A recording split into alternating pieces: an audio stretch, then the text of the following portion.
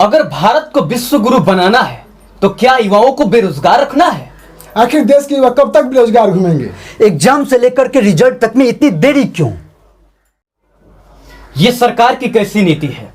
किस प्रकार से विद्यार्थियों के साथ ट्रीट किया जा रहा है? किस प्रकार से एसएससी और रेलवे के विद्यार्थियों से व्यवहार किया जा रहा है? रेलवे की वैकेंसी आए हुई 1 साल हो गया, अभी तक 1 साल के अंदर रेलवे की कोई वैकेंसी नहीं आई। एसएससी का वैकेंसी आया भी 2018 में, एग्जाम उसका हुआ तो 2018 का रिजल्ट टायर 3 का नहीं आया। ये क्यों हो रहा है ऐसा? क्यों हो रहा है मोदी सरकार में ऐसा?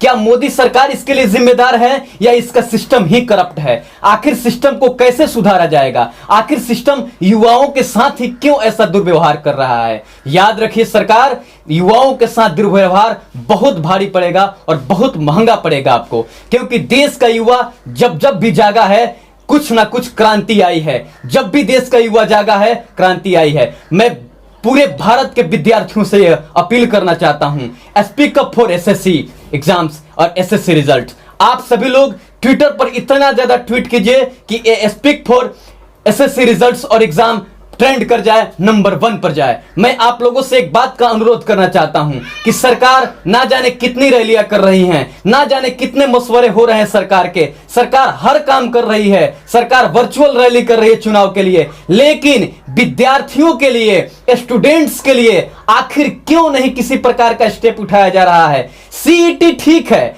कॉमन एलिजिबिलिटी टेस्ट ठीक है, बट मैं एक आपसे सवाल पूछना चाहता हूं कि जो प्रीवियस एग्जाम हुए हैं उसके रिजल्ट अभी तक क्यों नहीं आए? आखिर उसके रिजल्ट कब आएंगे? आखिर उसमें किस प्रकार का सुधार लाया जाएगा? सरकार किसी प्रकार की जवाब क्यों नहीं दे रही है? आखिर क्यों युवाओं को बेरोजगार बनाते जा रही है? बेरोजगारी पर बेरोजगारी होते जा रहा है। आपको मैं आंकड़ा लेकर के आ जाया हूं और एक आंकड़ा आपको मैं समझाने जा रहा हूं, ध्यान से देखिए। सबसे पहले मैं तो यहां पर ईयर लिखा हूं और वैकेंसी लिखा हूं। याद रखिए 2012 में टोटल एसएससी सीजीएल की वैकेंसी आई थी 16,119 वैकेंसी। 2013 में वही वैकेंसी 16,114, 2014 में 15,549, 15 में 8561, 2016 में 10,661, 2017 में 8134, 2018 में 11,271, 2019 में 8582।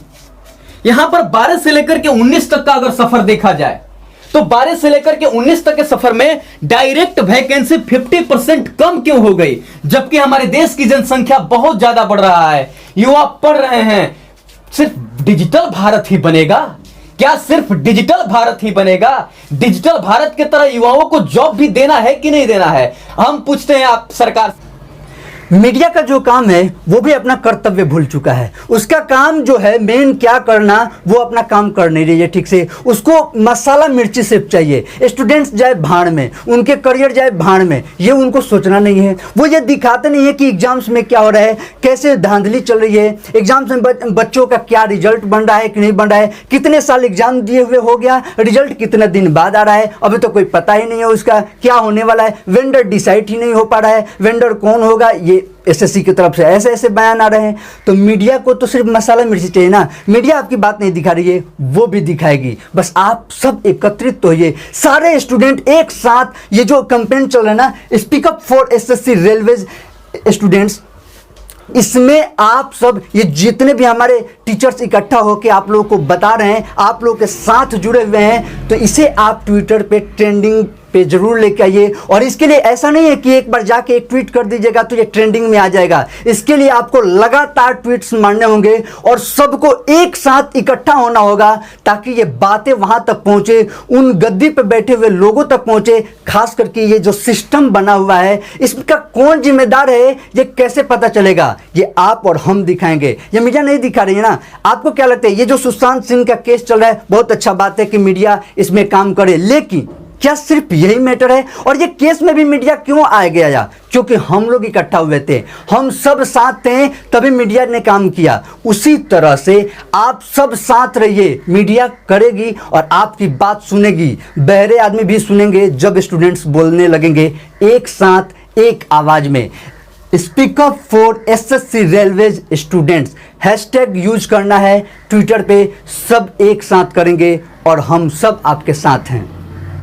एक तो सबसे पहले रेलवे वैकेंसी देती नहीं है, और कुछ सालों से 2019 में वैकेंसी दी भी और तो उसमें इतना लेट हो गया कि 2020 हो गया और आज तक वैकेंसी का मतलब कोई एग्ज़ाम का कोई नोटिस ही नहीं आ रहा। पहले तो बोर्ड भी डिसाइड नहीं होता है कि कौन सा बोर्ड एग्ज़ाम लेगा। और सबसे पहली बात, सरकार क्या बोलती है, मतलब बोर्ड क्या बोलती है, रेलवे बोर्ड, कि आप 500 रुपया दीजिए फॉर्म के लिए, 400 रुपया एग्जाम के बाद हम लौटा देंगे। ये कहाँ से, मतलब कहाँ का धांधली है भाई कि 400 रुपया बाद में लौटा देंगे। ठीक, बच्चे एग्जाम क्यों दे रहे हैं? क्योंकि वो बेरोजगार हैं और पैसा उन्हीं से मांगा जा रहा है। अजीब बात है, आप उसी से पैसा मांग रहे हैं और उसके बाद वो 400 रुपये, जैसे कि अभी इन्होंने कहा कि 400 रुपये वो जो मांगा जा रहा है, 100 रुपये फॉर्म का दाम है और 400 रुपये एक्स्ट्रा लिया जा रहा है। 500 रुपये लिया जा रहा है। अच्छा, 500 बाद में एग्जाम देने के बाद 400 रुपये लौटा रिटर्न कर दिया जाएगा। रिटर्न तो गया बाहर में, पहले तो उसका कुछ एग्जाम का ही ठीक नहीं हुआ कि वो होगा कि नहीं होगा, हुआ कि नहीं हुआ, रिजल्ट क्या क्या हुआ कुछ नहीं पता। 400 रुपये के लिए लड़का 400 रुपये के लिए बच्चे वेट नहीं कर रहे हैं। उनको सही से सिस्टम भी काम कर दे तो वो अपना 400 भूल भी सकते हैं, ये कोई बड़ी बात नहीं है। लेकिन 400 रुपया भी आप एक्स्ट्रा ले लिए और काम भी कुछ नहीं हुआ। मैंने अपने नजरों के सामने देखा है, मेरी आंखों के सामने घटना हुई है। जब हम पटना में थे, स्टडी कर रहे थे, तो एक छात्र ने आत्महत्या कर लिया। मेरे लॉज के बगल में वो लड़का रहता था, उसने आत्महत्या कर लिया क्योंकि उसका लास्ट अटेम्प्ट था। एक गरीब का लड़का किस प्रकार से एसएससी की तैयारी करता है या किसी भी गवर्नमेंट एग्जाम का तैयारी करता है, आप इस बात का अनुमान लगा सकते हैं कि उसकी लास्ट अटेम्प्ट थी, एग्जाम में देरी हो गया था। तो एग्जाम में तो देरी हुआ, कोई दिक्कत नहीं है, रिजल्ट में इतना ज्यादा देरी हुआ कि उसका लास्ट अटेम्प्ट अगर रिजल्ट समय से आ गया होता तो उसको एक और चांस मिल सकता था और उस चांस में वो अपने आप को स्पष्ट कर सकता था और एग्जाम क्वालिफाई कर सकता था। लेकिन हुआ ऐसे कि उसका लास्ट अटेम्प्ट और उसमें भी वो क्वालिफाई नहीं कर पाया, जिसके कारण उसको सुसाइड करना पड़ा, आत्महत्या करना पड़ा। आखिर इसका जिम्मेदार कौन है? हर साल लाखों युवा सुसाइड कर लेते हैं, जो भी कंपटीशन की तैयारी करते हैं वो लाखों युवा सुसाइड कर लेते हैं। आखिर क्यों? इसके कहीं ना कहीं जिम्मेदार सरकार है, कहीं ना कहीं उसके सिस्टम जिम्मेदार है। तो मैं इस सरकार से दरख्वास्त करूंगा और आप सभी विद्यार्थियों से दरख्वास्त करूंगा कि आपको युवाओं के लिए आवाज उठाना है और हम तीनों लोग आपके साथ हैं। भारतवर्ष के जितने युवा हैं उन सबके साथ है। क्या सरकारी नौकरी की तैयारी करना ही युवाओं का काम है? सिर्फ तैयारी करते रहें, तैयारी करते रहें, तैयारी करते रहें, ना समय से एग्जाम हो, ना समय से रिजल्ट आए, सिर्फ तैयारी करने से हो जाएगा?